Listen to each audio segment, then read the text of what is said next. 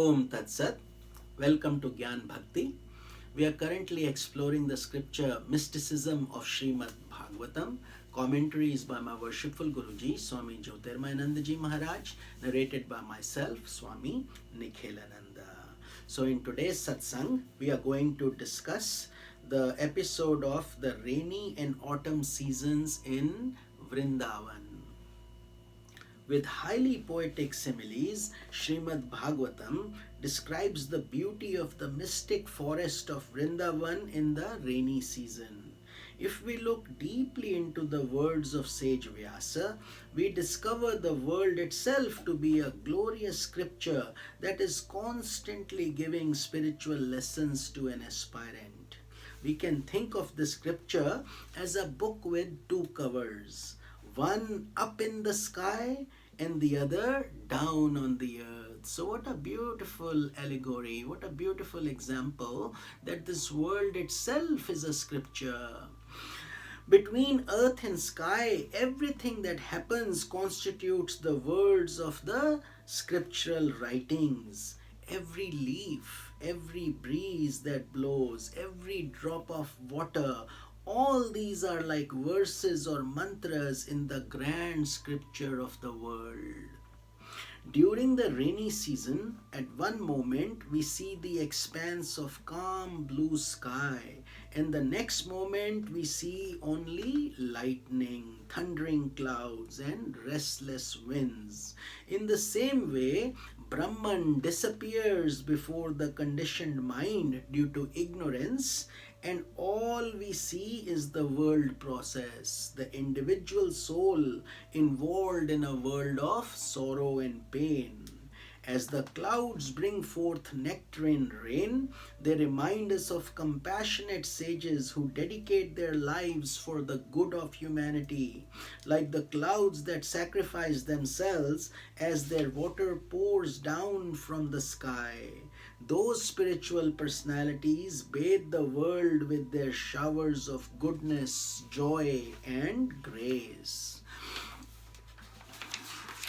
When dense clouds gather in the sky at night, the moon and stars become hidden, and all that one can see is the light of fireflies. Similarly, when there is an increase of Rajasic, Tamasic people, those with distracted and impure minds, great schools of philosophy disappear. Instead, there is increasing materialism, thoughts, different schools of deceptive teachings flourish, how to make money, how to be smart and crooked in this world, and how to be successful, and in a materialistic way. The only philosophy you find is the philosophy of glowworms or fireflies. So that is what we get attracted to, unfortunately, if we are not guided properly and if our spiritual and moral compass is not in its place. As the rain clouds rumble, all the frogs become vocally active and croak continuously. They remind us of the brahmacharins or students in the ashrams reciting the Vedas in chorus again and again in order to learn the Sanskrit texts. What a beautiful example again. See God in everything, even in frogs.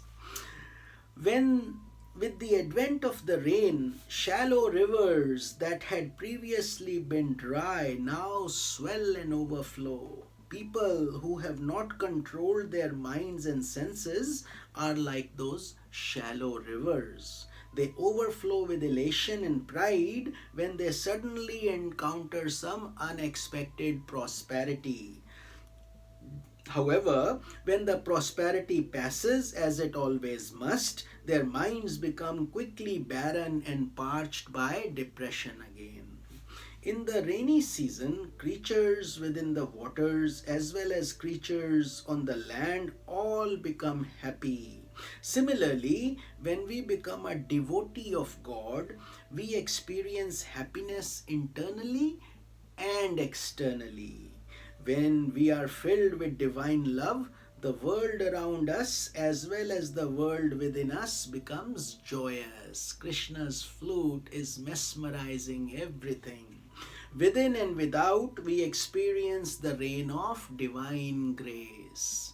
And that is the blessing, that nectar that spiritual souls who are advancing on this path in a sincere and pure way enjoy. That is the prasad. During the rainy season, strong winds blow, and the ocean, which was calm, now surges on with thousands of agitated waves. In the same way, the mind of an aspirant under the influence of wrong association or bad company becomes agitated. The winds of strong association produce endless desires to stir up the mind, and that is why it is prescribed for sadhaks, spiritual aspirants, to be enjoying their own company, learning to live by themselves like a flame of light. If it goes in a windy environment, it will be quickly blown out. But if it's inside and calm and secure, the flame grows and it is stable. Much in the same way, to keep our sadhana intact, we should avoid bad company at all costs. When torrential rains fall, the mountains are not affected because they are strong, but little trees get rooted out.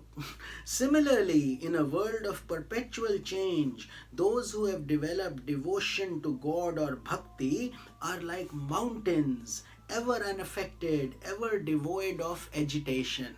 They remain calm. During the rains, lightning flashes and then disappears. This serves to remind us about the fickleness of our intellect, buddhi, that is undisciplined. The intellect of a person dominated by ignorance cannot shine forth with stability and consistency. Insights come and they quickly go. They shine and then disappear. So that is the challenge, to try to make that lightning more stable, to bring that happiness and joy and peace in our life more perpetual. During the nights in the rainy season, we see clouds forming and unforming themselves in the light of the moon. Even when we receive and perceive the absence of the moon, we are indirectly aware of the diffused light of the moon that reveals the darkness of the clouds. Through that light, we can see the dark clouds. This gives insight into spiritual wisdom or buddhi. Due to ignorance, our mind creates the clouds of negative mentation.